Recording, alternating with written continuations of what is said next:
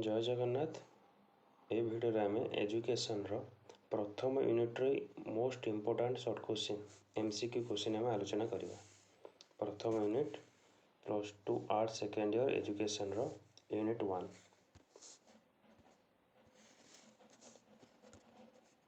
तो प्रथम क्वेश्चन अच्छी गांधीजी शिक्षा दर्शन मूल आधार कौन? आध्यात्मिक और व्यवहारिक, आदर्शवाद, प्रकृतिवाद ना प्रयोगवाद? तार ठीक आंसर हो ऑप्शन बी आदर्शवाद। द्वितीय क्वेश्चन नई तालीम क्या सहित संबंधित? गांधीजी, टागोर, अरविंद, विवेकानंद? तो ठीक आंसर हो option A Gandhiji. 3 number question Gandhiji Wardha शिक्षा केउं वर्ष रे प्रस्तावित है? 1937, 1938, 1940, 1944? तार ठीक आंसर हो ऑप्शन ए 1937। वार्धा शिक्षार मूल उद्देश्य कौन? पेशागत शिक्षा, कार्यमूलक शिक्षा, शास्त्रीय शिक्षा ना धार्मिक शिक्षा? तो यार ठीक आंसर हो ऑप्शन बी कार्यमूलक शिक्षा। नेक्स्ट 5 नंबर क्वेश्चन गांधीजी मत अनुसार शिक्षार शेष लक्ष्य कौन? आय वृद्धि, देश सेवा, बुद्धि विकास, नैतिकता विकास? तो ठीक आंसर हो ऑप्शन डी नैतिकता विकास। बेसिक एजुकेशन कहार प्रस्ताव? Basic education Amte, Gandhiji, Rousseau, dewy?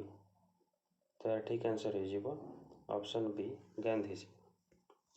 7 number question Gandhiji केउं शिक्षा को अधिक गुरुत्व देते? विज्ञान शिक्षा, धार्मिक शिक्षा, नैतिक शिक्षा, सामाजिक शिक्षा? तो ठीक आंसर हो ऑप्शन सी नैतिक शिक्षा। वार्धा शिक्षा रे केउं शिल्प अनिवार्य? काठ काम, सूता कटा, लुहा काम, कृषि? तार ठीक आंसर हो ऑप्शन बी सूता कटा। 9 नंबर क्वेश्चन गांधीजी शिक्षा रे क्या विरोध करते? पश्चिमी शिक्षा, मातृभाषा शिक्षा, नैतिक शिक्षा, कार्यमूलक शिक्षा? तो यार ठीक आंसर हो पश्चिमी शिक्षा। कहीं गांधीजी शिक्षा दर्शन में मातृभाषा शिक्षा पॉजिटिव थिला, नैतिक शिक्षा भी पॉजिटिव आसीज, कार्यमूलक शिक्षा भी पॉजिटिव आसीज। तो से क्या विरोध करते? पश्चिम शिक्षा। यार्ट शिक्षार भित्ति कौन? यार्ट मान वार्धा शिक्षा। यार्ट शिक्षा मान हूँ वार्धा शिक्षा। वार्धा शिक्षार भित्ति कौन थी?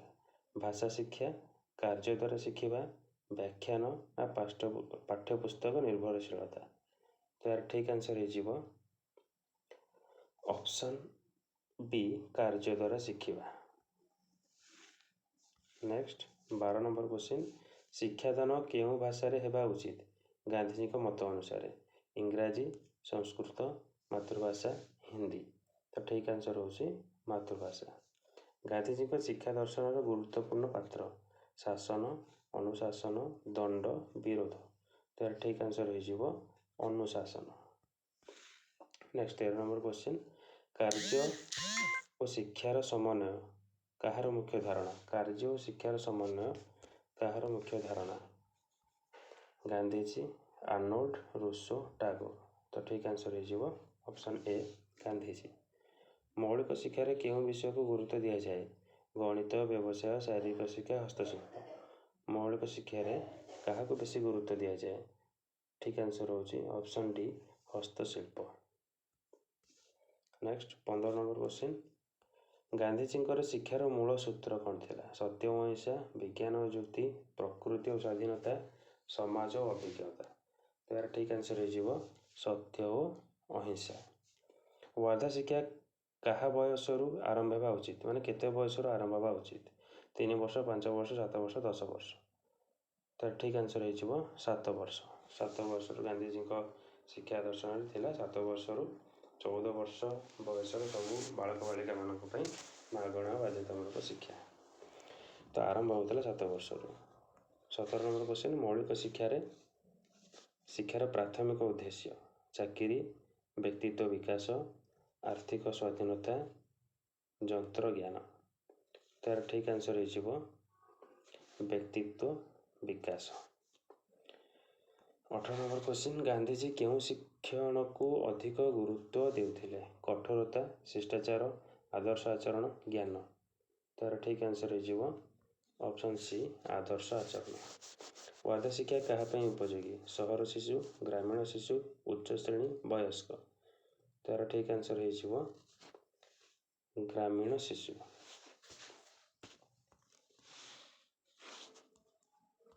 गांधीजी शिक्षा दर्शन केउं दिगरे अधिक गुरुत्व दिए? बुद्धि, नैतिकता, विज्ञान, कला। तार ठीक आंसर हो ऑप्शन बी नैतिकता। गांधीजी नैतिक शिक्षार प्रमुख लक्ष्य कौन? 21 नंबर क्वेश्चन गांधीजी नैतिक शिक्षार प्रमुख लक्ष्य कौन? वृत्तिमूलक विकास, चरित्र गठन, मानसिक विकास, राजनैतिक सचेतनता। तार ठीक आंसर हो ऑप्शन बी चरित्र गठन। नहीं, चरित्र गठन हेनी यार आंसर। नैतिक शिक्षार प्रमुख लक्ष्य, नैतिक शिक्षार प्रमुख लक्ष्य होची वृत्तिमूलक विकास। लुगाबुणा केउं शिक्षा प्रणाली मूल भित्ति थिला?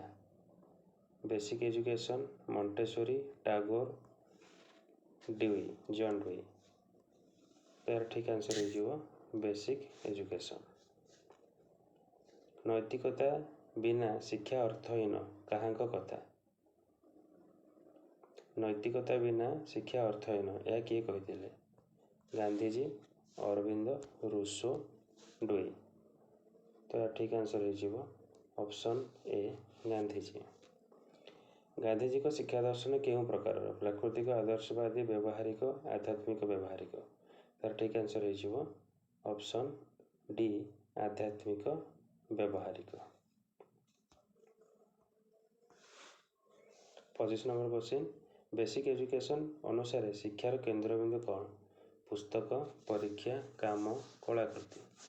तो बेसिक एजुकेशन अनुसार शिक्षार केंद्रबिंदु होची ऑप्शन सी काम।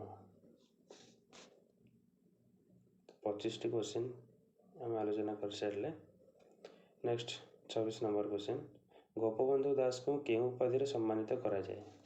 उत्कल गौरव, उत्कल मणि, उत्कल तीर्थ, उत्कल सिंह। तो ठीक आंसर हो ऑप्शन बी उत्कल मणि। गोपबंधु शिक्षा दर्शन केंद्रित करे पुस्तक शिक्षा, मन शरीर आत्मार विकास, क्रीड़ा, विज्ञान। तो ठीक आंसर हो ऑप्शन बी मन शरीर आत्मार विकास। 28 नंबर क्वेश्चन गोपबंधु द्वारा स्थापित शिक्षालय केउंटी? सेवा प्रतिष्ठान, बकुलबण विद्यापीठ, नीलकंठ पाठशाला, सत्यभामा इंस्टीट्यूट। तार ठीक आंसर हो बकुलबन विद्यापीठ। गोपबंधु शिक्षाभित्ति केउं दर्शन आधारित? आदर्शवाद, प्राकृतिकता, मानवतावाद ना व्यवहारिकता। 29 नंबर क्वेश्चन ठीक आंसर हो ऑप्शन सी मानवतावाद। 30 नंबर क्वेश्चन गोपबंधु दास को शिक्षा दर्शन मूल मंत्र? स्वाधीनता, सेवा, अनुशासन, विप्लव। तार ठीक आंसर हो ऑप्शन बी सेवा। लोकसेवक मानसिकता किए प्रचार कले? लोकसेवक माने लोक मान सेवा करवा ये मानसिकता किए प्रचार कले? नेताजी, गांधीजी, गोपबंधु, भगत सिंह। तार ठीक आंसर हो ऑप्शन सी गोपबंधु।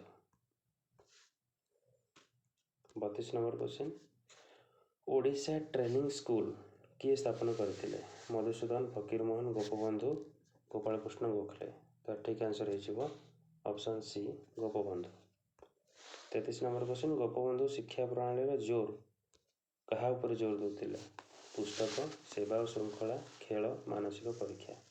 तार ठीक आंसर हो सेवा और श्रृंखला। गोपबंधु शिक्षा दर्शन गुरुत्वपूर्ण अंश कौन थिला? जातीयता, गणित, विज्ञान, संगीत। तार ठीक आंसर हो ऑप्शन ए जातीयता। 35 नंबर क्वेश्चन ଗୋପବନ୍ଧୁଙ୍କ ଶିକ୍ଷାରେ ଶାରୀରିକ ଶିକ୍ଷା ଆବଶ୍ୟକ ଭାବେ କାହିଁକି ଗ୍ରହଣ କରାଯାଇଛି? ରୋଜଗାର ପାଇଁ, ଅନୁଶାସନ, ସ୍ୱାସ୍ଥ୍ୟ ପାଇଁ, ଖେଳ ପାଇଁ, ମନୋରଞ୍ଜନ ପାଇଁ। ତ ଠିକ୍ ଆନ୍ସର ହେଇଯିବ ଅନୁଶାସନ ଓ ସ୍ୱାସ୍ଥ୍ୟ ପାଇଁ।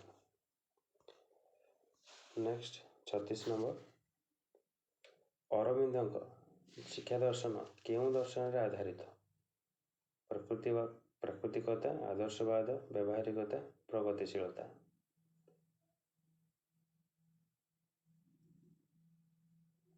ତାର ଠିକ୍ ଆନ୍ସର ହେଇଯିବ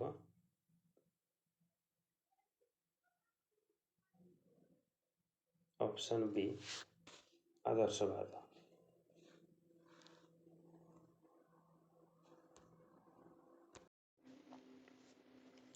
ନେକ୍ସଟ କ୍ୱେଶ୍ଚିନ୍ 37 ନମ୍ବର କ୍ୱେଶ୍ଚିନ୍, ଅରବିନ୍ଦଙ୍କ ଶିକ୍ଷାର ମୂଳ ଲକ୍ଷ୍ୟ କ'ଣ? ଚାକିରି ମାନସିକତା, ସମଗ୍ର ବ୍ୟକ୍ତିତ୍ୱ ବିକାଶ, ସାମ୍ବାଦିକତା, ବ୍ୟବସାୟ। ତ ଠିକ୍ ଆନ୍ସର ହେଇଯିବ ଅପସନ୍ ବି, ସମଗ୍ର ବ୍ୟକ୍ତିତ୍ୱ ବିକାଶ। ନେକ୍ସଟ କ୍ୱେଶ୍ଚିନ୍ ଯାହାକି ରହିଛି 38 ନମ୍ବର ପାଇଁ, ଅରବିନ୍ଦ ଅନୁସାରେ ଶିକ୍ଷାର କେନ୍ଦ୍ରବିନ୍ଦୁ କ'ଣ? ଶିକ୍ଷକ, ପାଠ୍ୟପୁସ୍ତକ, ଶିଶୁ ନା ବିଜ୍ଞାନ? ତ ଏହାର ଠିକ୍ ଆନ୍ସର ହେଇଯିବ ଶିଶୁ। ନେକ୍ସଟ 39 ନମ୍ବର କ୍ୱେଶ୍ଚିନ୍, ଅରବିନ୍ଦଙ୍କ ଶିକ୍ଷା ଦର୍ଶନର ପ୍ରମୁଖ ଅଂଶ କ'ଣ? ଶାରୀରିକ, ମାନସିକ, ନୈତିକ, ଆଧ୍ୟାତ୍ମିକ ବିକାଶ, କେବଳ ଶାରୀରିକ ବିକାଶ, କେବଳ ମାନସିକ ବିକାଶ, କେବଳ ଆଧୁନିକ ବିକାଶ। ତା ଠିକ୍ ଆନ୍ସର ହେଇଯିବ ଅପସନ୍ ଏ, ଶାରୀରିକ, ମାନସିକ, ନୈତିକ ଓ ଆଧ୍ୟାତ୍ମିକ ବିକାଶ। ନେକ୍ସଟ କ୍ୱେଶ୍ଚିନ୍ ନମ୍ବର 39, ଅରବିନ୍ଦଙ୍କ ଅନୁସାରେ ସର୍ବୋଚ୍ଚ ଶିକ୍ଷା କ'ଣ? ବୃତ୍ତିମୂଳକ, ନୀତିକ, ଆତ୍ମିକ, ସାମାଜିକ। ତ ଏହାର ଠିକ୍ ଆନ୍ସର ହେଇଯିବ ସର୍ବୋଚ୍ଚ ଶିକ୍ଷା ହେଉଛି ଆତ୍ମିକ। ନେକ୍ସଟ 40 ନମ୍ବର କ୍ୱେଶ୍ଚିନ୍, ଇଣ୍ଟିଗ୍ରାଲ ଏଜୁକେସନର ସଂକଳ୍ପ କାହାଙ୍କ ଦ୍ୱାରା ଇଣ୍ଟିଗ୍ରାଲ ଏଜୁକେସନ ସଂକଳ୍ପ ନିଆଯାଇଥିଲା? Rousseau, Gandhiji, Aurobindo, Dewey. ତ ଠିକ୍ ଆନ୍ସର ହେଇଯିବ option C, Aurobindo. Next 41 number question, ଅରବିନ୍ଦଙ୍କ ସମଗ୍ର ଶିକ୍ଷା କେଉଁ ଅଂଶ ଅନ୍ତର୍ଭୁକ୍ତ? ଅରବିନ୍ଦଙ୍କ ସମଗ୍ର ଶିକ୍ଷାରେ କେଉଁ ଅଂଶ ଅନ୍ତର୍ଭୁକ୍ତ? ମାନସିକ ଓ ସାମାଜିକ, ଶାରୀରିକ, ମାନସିକ, ଭାବନାତ୍ମକ, ଆତ୍ମିକ, ବୃତ୍ତିମୂଳକ ନା ପ୍ରାଯୁକ୍ତିକ? ତାର ଠିକ୍ ଆନ୍ସର ହେଇଯିବ ଅପସନ୍ ବି, ଶାରୀରିକ, ମାନସିକ, ଭାବନାତ୍ମକ, ଆତ୍ମିକ। ନେକ୍ସଟ 42 ନମ୍ବର କ୍ୱେଶ୍ଚିନ୍, ଅରବିନ୍ଦଙ୍କ ମତ ଅନୁସାରେ ମାନବ ସ୍ୱଭାବର ମୂଳ ବିଶେଷତା କ'ଣ? ଅନୁଶାସନ, ନିର୍ମଳତା, ଦୈବିକତା, କ୍ରୋଧ। ତ ଏହାର ଠିକ୍ ଆନ୍ସର ହେଇଯିବ ଅପସନ୍ ସି, ଦୈବିକତା। 43 ନମ୍ବର କ୍ୱେଶ୍ଚିନ୍, ଅରବିନ୍ଦଙ୍କ ଶିକ୍ଷାରେ ଫିଜିକାଲ ଏଜୁକେସନ୍ କାହିଁକି ଦରକାର? ପରୀକ୍ଷା ପାଇଁ, ଶରୀର ଶକ୍ତି ଓ ନୀତିକତା ଗଠନ ପାଇଁ, ସ୍ପୋର୍ଟସ୍ ପାଇଁ, କାମ ପାଇଁ। ତ ଏହାର ଠିକ୍ ଆନ୍ସର ହେଇଯିବ ଅପସନ୍ ବି, ଶରୀର ଶକ୍ତି ଓ ନୀତିକତା ଗଠନ ପାଇଁ। Next question 44 number question, Aurobindo ଦାବି କରିଥିବା ଡିଭାଇନ୍ ଲାଇଫ୍ କ'ଣ ସୂଚାଏ? ଆଧୁନିକ ଜୀବନ, ବ୍ୟବସାୟ ଜୀବନ, ଆତ୍ମିକ ଓ ଉଚ୍ଚତର ଜୀବନ ନା ରାଜନୈତିକ ଜୀବନ? ତ ଏହାର ଠିକ୍ ଆନ୍ସର ହେଇଯିବ ଅପସନ୍ ସି, ଆତ୍ମିକ ଓ ଉଚ୍ଚତର ଜୀବନ। ନେକ୍ସଟ କ୍ୱେଶ୍ଚିନ୍ ରହିଛି 45 ନମ୍ବର ପାଇଁ, ଶ୍ରୀ ଅରବିନ୍ଦ ଆଶ୍ରମ କେଉଁଠି ଅବସ୍ଥିତ? କୋଣାର୍କ, ପଣ୍ଡିଚେରୀ, ମୟୂରଭଞ୍ଜ, ରାଉରକେଲା। ତ ଏହାର ଠିକ୍ ଆନ୍ସର ହେଇଯିବ ଅପସନ୍ ବି, ପଣ୍ଡିଚେରୀ।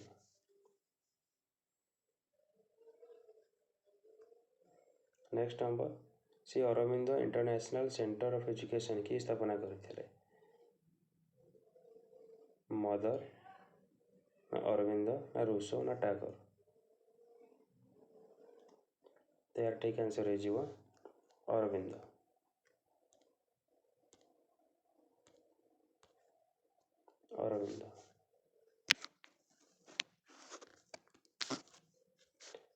ନେକ୍ସଟ, ଅରବିନ୍ଦଙ୍କ ସମଗ୍ର ଶିକ୍ଷା କେଉଁ ଉମ୍ରକୁ ସୂଚାଉଛି, କେଉଁ ବୟସକୁ ସୂଚାଉଛି?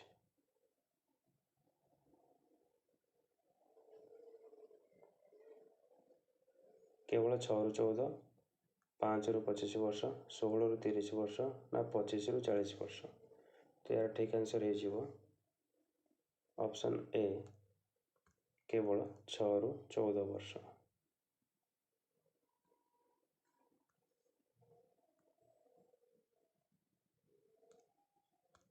ଅରବିନ୍ଦଙ୍କ ମତ ଅନୁସାରେ ଶିକ୍ଷକ ହେବା ଉଚିତ କଠୋର, ଆଧ୍ୟାତ୍ମିକ ଗାଇଡ୍, ପୁସ୍ତକ ନିର୍ଭର ନା ପ୍ରଶାସକ? ତ ଠିକ୍ ଆନ୍ସର୍ ହେଇଯିବ ଆଧ୍ୟାତ୍ମିକ ଗାଇଡ୍।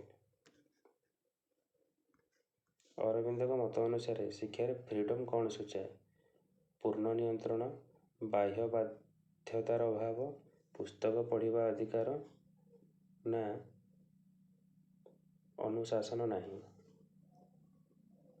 ତ ଏହାର ଠିକ୍ ଆନ୍ସର୍ ହେଇଯିବ ବାହ୍ୟ ବାଧ୍ୟତାର ଅଭାବ। ନେକ୍ସଟ ନମ୍ବର, ଅରବିନ୍ଦଙ୍କ ଶିକ୍ଷାରେ କଳା ଶିକ୍ଷାର ସ୍ଥାନ ନାହିଁ, ଅତ୍ୟନ୍ତ ବହୁଳ, ଅଳ୍ପ ନା କେବଳ ସଙ୍ଗୀତ?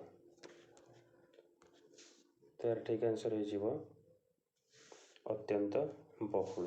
କଳା ଶିକ୍ଷାର ସ୍ଥାନ ଅତ୍ୟନ୍ତ ବହୁଳ। ଅରବିନ୍ଦଙ୍କ ସ୍ଥାନରେ ମାଇଣ୍ଡ ଅରବିନ୍ଦଙ୍କ ଦର୍ଶନରେ ମାଇଣ୍ଡ କେଉଁ ଭୂମିକା ପାଳନ କରେ? ନିମ୍ନତମ, ସୀମିତ, ବିକାଶର ମାଧ୍ୟମ, ଅଯୋଗ୍ୟ? ତ ଏହାର ଠିକ୍ ଆନ୍ସର୍ ହେଇଯିବ ବିକାଶର ମାଧ୍ୟମ। ନେକ୍ସଟ, ଅରବିନ୍ଦଙ୍କ ଶିକ୍ଷାରେ ମେଡିଟେସନର ବ୍ୟବହାର ଶରୀର ଶକ୍ତି ପାଇଁ, ମାନସିକ ସ୍ଫୁରତା ଓ ଆନ୍ତରିକ ଶକ୍ତି ପାଇଁ, ଖେଳ ପାଇଁ ନା ବ୍ୟବସାୟ ପାଇଁ?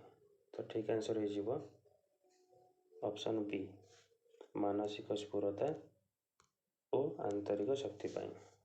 ଶ୍ରୀ ଅରବିନ୍ଦ ଶିକ୍ଷାର ଲକ୍ଷ୍ୟ କରିଛନ୍ତି ଯେ ପରୀକ୍ଷା, ଚାକିରି, ଆତ୍ମପରିପୂର୍ଣ୍ଣତା, ସାମାଜିକ ମାନ୍ୟତା। ତାର ଠିକ୍ ଆନ୍ସର୍ ହେଇଯିବ ଆତ୍ମପରିପୂର୍ଣ୍ଣତା। ନେକ୍ସଟ କ୍ୱେଶ୍ଚିନ୍, ଅରବିନ୍ଦ ଦର୍ଶନର ପ୍ରମୁଖ ଉପନାମ କ'ଣ? ନୈତିକ ଶିକ୍ଷା, ଇଣ୍ଟରନାଲ ୟୋଗା, ବେସିକ୍ ଏଜୁକେସନ୍, ପ୍ରଗତିଶୀଳ ଶିକ୍ଷା? ତାର ଠିକ୍ ଆନ୍ସର୍ ହେଇଯିବ ଅପସନ୍ ବି, ଇଣ୍ଟିଗ୍ରାଲ ୟୋଗା।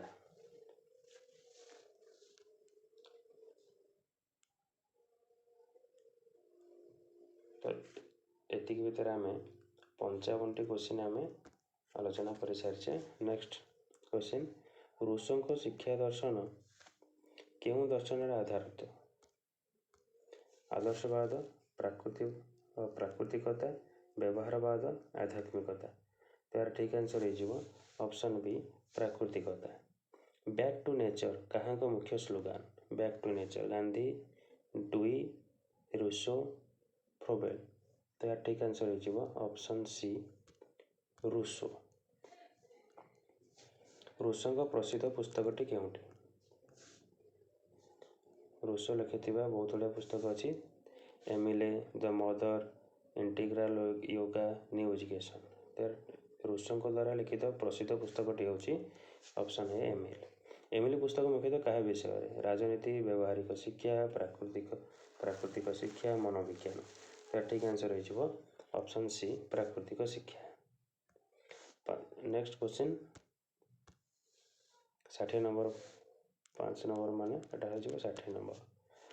ରୁଷୋଙ୍କ ମତ ଅନୁସାରେ ଶିକ୍ଷାର କେନ୍ଦ୍ର ବିନ୍ଦୁ କ'ଣ? ଶିକ୍ଷକ, ପାଠ୍ୟପୁସ୍ତକ, ଶିଶୁ, ସମାଜ? ତାର ଠିକ୍ ଆନ୍ସର୍ ହେଇଯିବ ଅପସନ୍ ସି, ଶିଶୁ। ନେକ୍ସଟ କ୍ୱେଶ୍ଚିନ୍, ରୁଷୋଙ୍କ ପ୍ରାକୃତିକ ଶିକ୍ଷାର ପ୍ରମୁଖ ଉଦ୍ଦେଶ୍ୟ କ'ଣ? ସାମାଜିକ ସେବା, ମାନସିକ ବିକାଶ, ସ୍ୱାଧୀନତା ଓ ସ୍ୱାଭାବିକ ବିକାଶ ନା ଚାକିରି? ତ ଏହାର ଠିକ୍ ଆନ୍ସର୍ ହେଇଯିବ ସ୍ୱାଧୀନତା ଓ ସ୍ୱାଭାବିକ ବିକାଶ। ରୁଷୋ ଶିକ୍ଷକଙ୍କୁ କିପରି ଦେଖୁଥିଲେ? କଠୋର ଶାସକ, ପ୍ରକୃତିର ଦୂତ, ବ୍ୟବସ୍ଥାପକ ନା ପରୀକ୍ଷକ? ତାର ଠିକ୍ ଆନ୍ସର୍ ହେଇଯିବ ପ୍ରକୃତିର ଦୂତ। ନେକ୍ସଟ କ୍ୱେଶ୍ଚିନ୍, ରୁଷୋଙ୍କ ଅନୁସାରେ ଶିଶୁ କେମିତି ପ୍ରାଣୀ? ତ୍ରୁଟିପୂର୍ଣ୍ଣ, ସ୍ୱାଭାବିକ ଭଳି, ଜିଦ୍ଦି ନା ପରିସ୍ଥିତି ଭିତ୍ତିକ? ତାର ଠିକ୍ ଆନ୍ସର୍ ହେଇଯିବ ଅପସନ୍ ବି, ସ୍ୱାଭାବିକ ଭଳି। ତ ଏଟା ଭଳି। ରୁଷୋଙ୍କ ଶିକ୍ଷାରେ ନେଗେଟିଭ ଏଜୁକେସନ୍ ଅର୍ଥ କ'ଣ? ନେଗେଟିଭ ଏଜୁକେସନର ଅର୍ଥ କ'ଣ? ଭୁଲ ଶିକ୍ଷା ନା ନିୟନ୍ତ୍ରଣ ଓ ସଜା ନା ବାହ୍ୟ ନିୟନ୍ତ୍ରଣ ହଟାଇ ଶିଶୁର ସ୍ୱାଭାବିକ ବିକାଶ ଦେବା ନା ଅନର୍ଥକ ଶିକ୍ଷା? ତାର ଠିକ୍ ଆନ୍ସର୍ ହେଇଯିବ ଅପସନ୍ ସି, ବାହ୍ୟ ନିୟନ୍ତ୍ରଣ ହଟାଇ ଶିଶୁର ସ୍ୱାଭାବିକ ବିକାଶ ଦେବା, ତାକୁ ନେଗେଟିଭ୍ ବା ନାସ୍ତିବାଚକ ଶିକ୍ଷା କୁହାଯାଏ। ରୁସୋ କହୁଥିଲେ ଯେ ଶିଶୁର ଶିକ୍ଷା କେଉଁ 3 ଶକ୍ତିରେ ଆଧାରିତ? ରୁସୋଙ୍କ କହିବା ଅନୁସାରେ ଶିଶୁର ଶିକ୍ଷା କେଉଁ 3 ଶକ୍ତିରେ ଆଧାରିତ? ଶିକ୍ଷକ, ସମାଜ, ପାଠ୍ୟପୁସ୍ତକ, ପ୍ରକୃତି, ମାନବ ବସ୍ତୁ, ପରୀକ୍ଷା, ନିୟମ, ଅନୁଶାସନ, ପ୍ରଥମ ପଢ଼ା, ଲେଖା, ଗଣିତ। ତାର ଠିକ୍ ଆନ୍ସର୍ ହେଇଯିବ ଅପସନ୍ ବି, ପ୍ରକୃତି, ମାନବ ବସ୍ତୁ। ନେକ୍ସଟ, ରୁଷୋଙ୍କ ମତ ଅନୁସାରେ ଶିକ୍ଷା କେବେ ଆରମ୍ଭ ହୁଏ? 6 ବର୍ଷ, 3 ବର୍ଷ, ଜନ୍ମ ସମୟରୁ 1 ବର୍ଷରୁ। ତାର ଠିକ୍ ଆନ୍ସର୍ ହେଇଯିବ ଜନ୍ମ ସମୟରୁ, option C. Next, learning by ଡୁଇଂର ଉତ୍ସ କ'ଣ? ଅରବିନ୍ଦ। ଉତ୍ସ କିଏ? ଅରବିନ୍ଦ, ଗାନ୍ଧୀ, ରୁଷୋ, ଡୁଇ। ତାର ଠିକ୍ ଆନ୍ସର୍ ହେଇଯିବ ଅପସନ୍ ସି, ରୁଷୋ।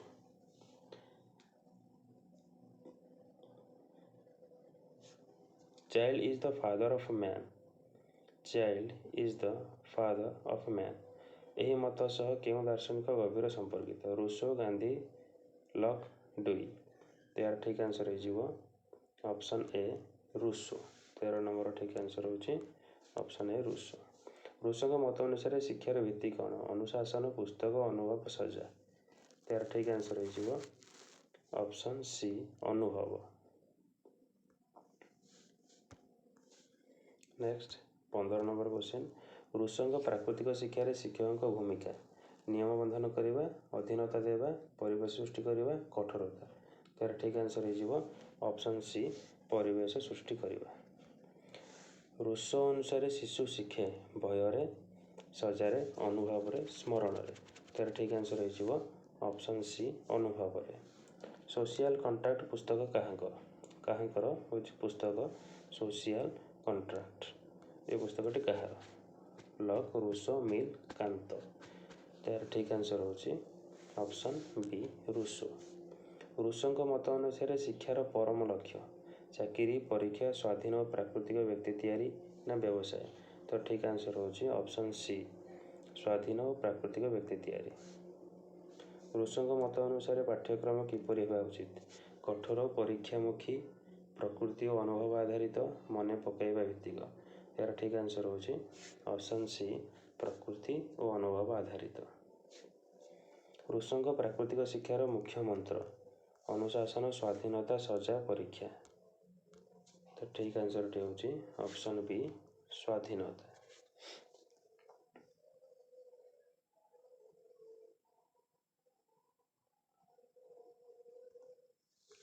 ନେକ୍ସଟ, 75ଟି କ୍ୱେଶ୍ଚିନ୍ ଆମେ ଆଲୋଚନା କରିଚାଲିଛେ। ନେକ୍ସଟ, 76 ନମ୍ବର କ୍ୱେଶ୍ଚିନ୍, ଜନ୍ ଡୁଇଙ୍କ ଶିକ୍ଷା ଦର୍ଶନ କେଉଁ ଦର୍ଶନରେ ଆଧାରିତ?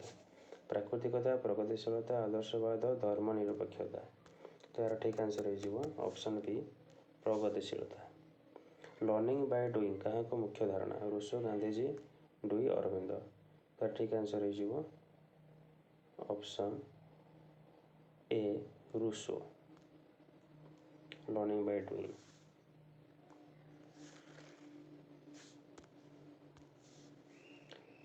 ଡୁଇଙ୍କ ଶିକ୍ଷା ଦର୍ଶନକୁ କ'ଣ କୁହାଯାଏ? ଆତ୍ମିକ ଶିକ୍ଷା, ସମଗ୍ର ଶିକ୍ଷା, ବ୍ୟବହାରିକ ଶିକ୍ଷା, ଦୈବିକ ଶିକ୍ଷା।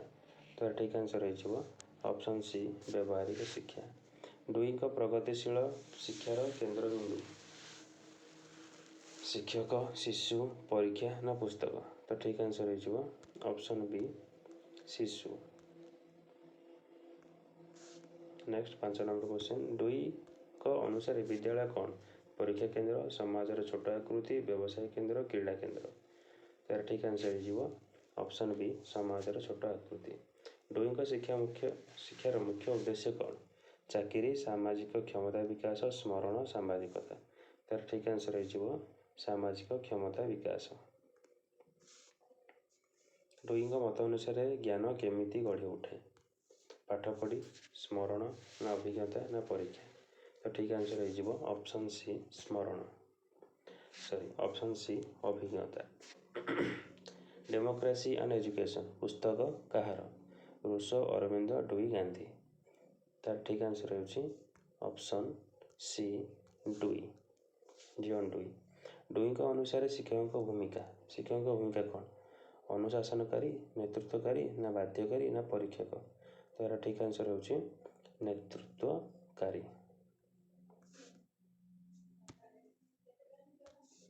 ଡୁଇ କେଉଁ ଦେଶର ଦାର୍ଶନିକ? France, England, America, Bharat? ତାର ଠିକ୍ ଆନ୍ସର୍ ହେଇଯିବ ଅପସନ୍ ସି ଆମେରିକା। ଡୁଇଙ୍କ ମତ ଅନୁସାରେ ସତ୍ୟ କ'ଣ? ଅପରିବର୍ତ୍ତନଶୀଳ, ନିର୍ଦ୍ଦିଷ୍ଟ, ଅନୁଭବରେ ପ୍ରମାଣିତ, ପୁସ୍ତକ ଭିତ୍ତିକ? ତାର ଠିକ୍ ଆନ୍ସର୍ ହେଇଯିବ ଅପସନ୍ ସି ଅନୁଭବରେ ପ୍ରମାଣିତ।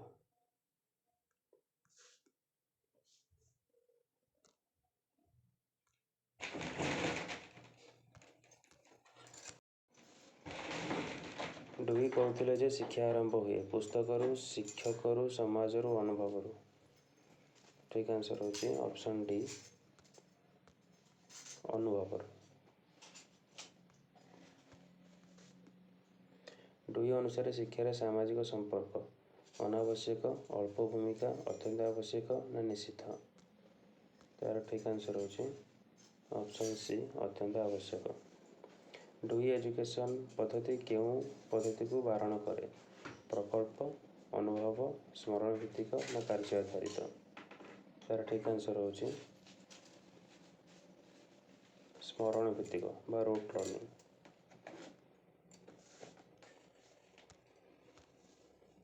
ଡୁଇ ଶିକ୍ଷାକୁ କ'ଣ ଭାବରେ ଦେଖିଲେ? ସମାପ୍ତ ପ୍ରକ୍ରିୟା, ଜୀବନର ଶେଷ ପର୍ଯ୍ୟନ୍ତ ପ୍ରକ୍ରିୟା, ପରୀକ୍ଷା ପ୍ରକ୍ରିୟା, ନା ଧାର୍ମିକ ପ୍ରକ୍ରିୟା? ତାର ଠିକ୍ ଆନ୍ସର୍ ହେଉଛି ଜୀବନର ଶେଷ ପର୍ଯ୍ୟନ୍ତ ପ୍ରକ୍ରିୟା। ଡୁଇଙ୍କ ଅନୁସାରେ ଶିଶୁର ଧ୍ୟାନ ଆକର୍ଷଣ ହୁଏ ସଜାରେ, ଧମକରେ, ତାହାର ରୁଚି ଦ୍ୱାରା, ନା ପଢ଼ାଇଲେ? ତାର ଠିକ୍ ଆନ୍ସର୍ ହେଉଛି ଅପସନ୍ ସି ତାହାର ରୁଚି ଦ୍ୱାରା। ଡୁଇ କର୍ମକୁ କ'ଣ ଭାବରେ ଦେଖୁଥିଲେ?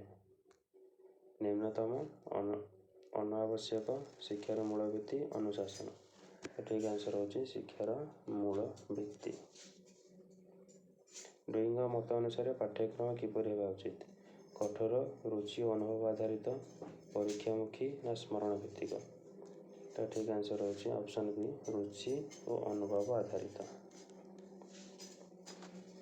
ଡୁଇଙ୍କ ଶିକ୍ଷାର ପରମ ଲକ୍ଷ୍ୟ ଚାକିରି, ଅନୁଶାସନ, ସାମାଜିକ ବିକାଶ, ପରୀକ୍ଷାର ମାର୍କସ୍?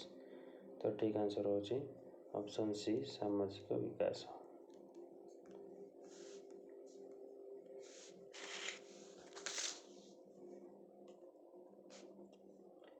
ମୌଳିକ ଶିକ୍ଷାରେ ଗାନ୍ଧିଜୀ କେଉଁ ଶିକ୍ଷା ଉପରେ ଗୁରୁତ୍ୱ ଦେଇଥିଲେ?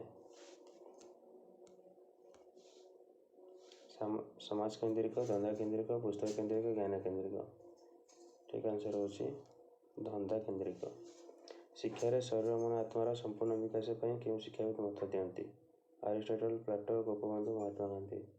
ଠିକ୍ ଆନ୍ସର୍ ହେଉଛି ଅପସନ୍ ଡି ମହାତ୍ମା ଗାନ୍ଧୀ। ମହାତ୍ମା ଗାନ୍ଧୀ କେଉଁ ମସିହାରେ ମାଗଣା ବାଧ୍ୟତାମୂଳକ ଶିକ୍ଷା ପ୍ରଚଳନ କରିଥିଲେ? 1937, 1942, 1933, 1931? ତ ଠିକ୍ ଆନ୍ସର୍ ହେଉଛି 1937। ଗାନ୍ଧିଜୀଙ୍କ ସଂଜ୍ଞାରେ କେଉଁ ବିଷୟଟିକୁ ଅଧିକ ଗୁରୁତ୍ୱ ଦିଆଯାଇଛି? ଆଧ୍ୟାତ୍ମିକ, ଶାରୀରିକ, ମାନସିକ, ନା ସାମାଜିକ ବିକାଶ? ଅପସନ୍ ଡି ହେଉଛି ସାମାଜିକ ବିକାଶ।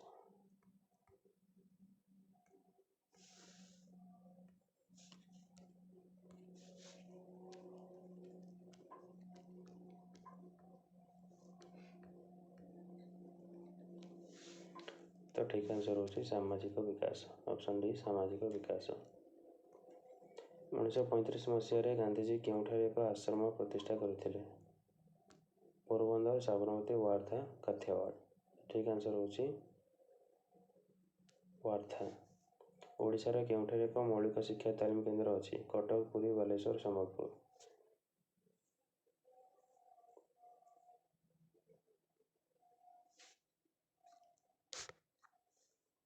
ଏ ଜାଗାରେ ଗୋଟେ ଅପସନ୍ ଅଛି ସମ୍ବଲପୁର, ତାହେଲେ ସମ୍ବଲପୁର ନ ହେଇକି ହେବ ଅନୁଗୁଳ। ତ ଠିକ୍ ଆନ୍ସର୍ ହେଉଛି ଅପସନ୍ ଡି ଅନୁଗୁଳ। କେଉଁ ପତ୍ରିକାରେ ଗାନ୍ଧୀଙ୍କ ଶିକ୍ଷାନୀତି ପ୍ରକାଶ ପାଇଥିଲା? ସମାଜ, ସମ୍ବାଦ, ଦ ହିନ୍ଦୁ, ହରିଜନ? ତ ଠିକ୍ ଆନ୍ସର୍ ହେଉଛି ଅପସନ୍ ଡି ହରିଜନ। କେଉଁଠି ମୌଳିକ ଶିକ୍ଷାର ବୈଶିଷ୍ଟ୍ୟ ନୁହେଁ? ମୁକ୍ତ ଭାବରେ ଶିକ୍ଷା, ଧନ୍ଦାଭିତ୍ତିକ ଶିକ୍ଷା, ଅହିଂସା ଭିତ୍ତିକ ଶିକ୍ଷା, ମାତୃଭାଷା ମାଧ୍ୟମରେ ଶିକ୍ଷା। ମୌଳିକ ଶିକ୍ଷାର ବୈଶିଷ୍ଟ୍ୟ ନୁହେଁ। ମୌଳିକ ଶିକ୍ଷାର ବୈଶିଷ୍ଟ୍ୟ ହେଉଛି ମୁକ୍ତ ବାୟୁରେ ଶିକ୍ଷା। କେଉଁଟି ମୌଳିକ ଶିକ୍ଷାର ଅନ୍ୟ ଅର୍ଥ ନୁହେଁ? କେଉଁଟି ମୌଳିକ ଶିକ୍ଷାର ଅନ୍ୟ ଅର୍ଥ ନୁହେଁ? ନଈ ତାଲିମ, ବୁନିୟାଦୀ ଶିକ୍ଷା, ୱାର୍ଦ୍ଧା ସ୍କିମ୍, ପୂର୍ଣ୍ଣାଙ୍ଗ ଶିକ୍ଷା। ଠିକ୍ ଆନ୍ସରଟି ହେଉଛି ପୂର୍ଣ୍ଣାଙ୍ଗ ଶିକ୍ଷା। କେଉଁଟି ଗାନ୍ଧିଜୀଙ୍କ ନଈ ତାଲିମ ଶିକ୍ଷା ବ୍ୟବସ୍ଥା ପାଇଁ ପ୍ରଯୁଜ୍ୟ ନୁହେଁ? ନଈ ତାଲିମ ପାଇଁ ପ୍ରଯୁଜ୍ୟ ନୁହେଁ। ଉତ୍ପାଦନ ଧର୍ମୀ, କର୍ମଭିତ୍ତିକ, ଧନ୍ଦାଭିତ୍ତିକ, ପାଠ୍ୟଶାଳା ବିହୀନ। ନଈ ତାଲିମ ପାଇଁ ପ୍ରଯୁଜ୍ୟ ନୁହେଁ। ନୁହେଁ ହେଉଛି ପାଠ୍ୟଶାଳା ବିହୀନ। କେଉଁଟି ମୌଳିକ ଶିକ୍ଷାର ଲକ୍ଷ୍ୟ ନୁହେଁ? ଶିକ୍ଷାରେ ଶିଳ୍ପକୁ ପ୍ରଶ୍ରୟ ଦେବା, ଧନ୍ଦା ମାଧ୍ୟମରେ ଶିକ୍ଷା ଦେବା, ବାଧ୍ୟତାମୂଳକ ଶିକ୍ଷା ଦେବା, ଆତ୍ମନିର୍ଭରଶୀଳତା ଉପରେ ଗୁରୁତ୍ୱ। ତ ଠିକ୍ ଆନ୍ସର ହେଉଛି ଅପସନ୍ ଏ, ଶିକ୍ଷାରେ ଶିଳ୍ପକୁ ପ୍ରଶ୍ରୟ ଦେବା। ସତ୍ୟବାଦୀ ବନବିଦ୍ୟାଳୟ କେଉଁ ମସିହାରେ ଜାତୀୟ ବିଦ୍ୟାଳୟ ରୂପେ ଘୋଷିତ ହେଲା? 1920, 1921, 1922, 1923। ଠିକ୍ ଆନ୍ସର ହେଉଛି 1921। ବନବିଦ୍ୟାଳୟ ପ୍ରଥମେ କେତେ ଜଣ ଛାତ୍ରଙ୍କୁ ନେଇ ଆରମ୍ଭ ହୋଇଥିଲା? 19, 20, 21, 22। ଠିକ୍ ଆନ୍ସର ହେଉଛି ଅପସନ୍ ଏ 19। ସତ୍ୟବାଦୀ ବନବିଦ୍ୟାଳୟ କେଉଁ ମସିହାରେ ପ୍ରତିଷ୍ଠା ହେଲା? 1899, 1909, 1919, 1911। ଠିକ୍ ଆନ୍ସର ହେଉଛି 1909। ଗୋପବନ୍ଧୁଙ୍କ ଦ୍ୱାରା ପ୍ରଚଳିତ ସମ୍ବାଦପତ୍ରର ନାଁ କ'ଣ? ପ୍ରଗତିବାଦୀ, ଧରିତ୍ରୀ, ପ୍ରଜାତନ୍ତ୍ର, ସମାଜ। ତ ଠିକ୍ ଆନ୍ସର ହେଉଛି ଅପସନ୍ ଡି, ସମାଜ। ସତ୍ୟବାଦୀ ଶିକ୍ଷାର ପ୍ରବର୍ତ୍ତକ କିଏ? ରବୀନ୍ଦ୍ରନାଥ, ଅରବିନ୍ଦ, ଗୋପବନ୍ଧୁ, ଗାନ୍ଧୀଜୀ। ତ ଠିକ୍ ଆନ୍ସର ହେଉଛି ଗୋପବନ୍ଧୁ। କିଏ ପଞ୍ଚସଖାଙ୍କ ମଧ୍ୟରୁ ଜଣେ ନଥିଲେ? ଆଚାର୍ଯ୍ୟ ହରିହର, ପଣ୍ଡିତ ନୀଳକଣ୍ଠ ଦାସ, ଗୋଦାବରୀଶ ମହାପାତ୍ର, ପଣ୍ଡିତ କୃପାଚାନ୍ଦ ମିଶ୍ର। ତ ଠିକ୍ ଆନ୍ସର ହେଉଛି ଅପସନ୍ ସି, ଗୋଦାବରୀଶ ମହାପାତ୍ର। କେବେ ସତ୍ୟବାଦୀ ବନବିଦ୍ୟାଳୟ ବନ୍ଦ ହେଲା? 1925, 20, 26, 22। ତ ଠିକ୍ ଆନ୍ସର ହେଉଛି 1926ରେ। କେଉଁଠି ସତ୍ୟବାଦୀ ବନବିଦ୍ୟାଳୟର ମୁଖ୍ୟ ବୈଶିଷ୍ଟ୍ୟ ଥିଲା? ଅହିଂସା ମାଧ୍ୟମରେ ଶିକ୍ଷା, ପୂର୍ଣ୍ଣାଙ୍ଗ ଶିକ୍ଷା, ଆନ୍ତର୍ଜାତିକ ମୂଲ୍ୟବୋଧ ଶିକ୍ଷା, ନାଗରିକତା ଶିକ୍ଷା। ଠିକ୍ ଆନ୍ସର ହେଉଛି ଆନ୍ତର୍ଜାତିକ ମୂଲ୍ୟବୋଧ ଶିକ୍ଷା। କିଏ ଗୋପବନ୍ଧୁଙ୍କୁ ଉତ୍କଳମଣି ରୂପେ ସମ୍ବୋଧନ କରିଥିଲେ? ମହାତ୍ମା ଗାନ୍ଧୀ, ରବୀନ୍ଦ୍ରନାଥ ଟାଗୋର, ସୁଭାଷ ଚନ୍ଦ୍ର ବୋଷ, ଆଚାର୍ଯ୍ୟ ପ୍ରଫୁଲ୍ଲ ଚନ୍ଦ୍ର ଘୋଷ। ଠିକ୍ ଆନ୍ସର ହେଉଛି ଅପସନ୍ ଡି, ଆଚାର୍ଯ୍ୟ ପ୍ରଫୁଲ୍ଲ ଚନ୍ଦ୍ର ଘୋଷ।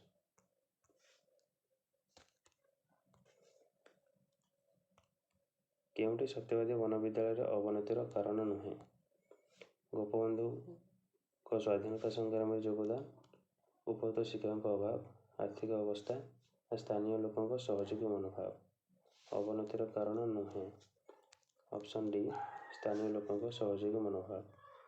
ପୂର୍ଣ୍ଣାଙ୍ଗ ଶିକ୍ଷା ବିଷୟରେ କେଉଁ ଦାର୍ଶନିକ ମତ ଦେଇଥିଲେ? ମହାତ୍ମା ଗାନ୍ଧୀ, ଗୋପବନ୍ଧୁ, ଅରବିନ୍ଦ, ରବୀନ୍ଦ୍ରନାଥ। ଠିକ୍ ଆନ୍ସର ହେଉଛି ଅପସନ୍ ସି, ଅରବିନ୍ଦ।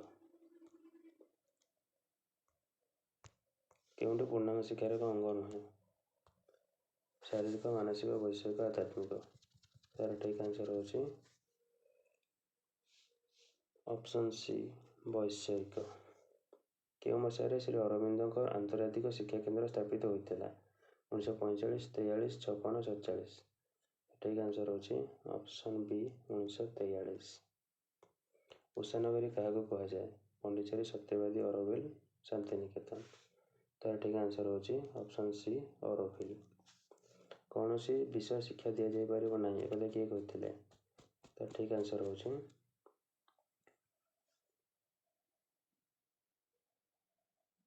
ଶ୍ରୀ ଅରବିନ୍ଦ। କେଉଁ ଶିକ୍ଷାବିତ ପ୍ରକୃତିବାଦ ଉପରେ ଗୁରୁତ୍ୱ ଦେଇଛନ୍ତି? ଗାନ୍ଧୀ, ଗୋପବନ୍ଧୁ, ରୁସୋ, ଅରବିନ୍ଦ। ଠିକ୍ ଆନ୍ସର ହେଉଛି ଅପସନ୍ ସି, ରୁସୋ। 1762 ମସିହାରେ ରୁସୋଙ୍କ କେଉଁ ବହି ପ୍ରକାଶ ପାଇଥିଲା? ସାମାଜିକ ଚୁକ୍ତି, ଏମିଲ, ଶିକ୍ଷା, କୌଣସିଟି ନୁହେଁ।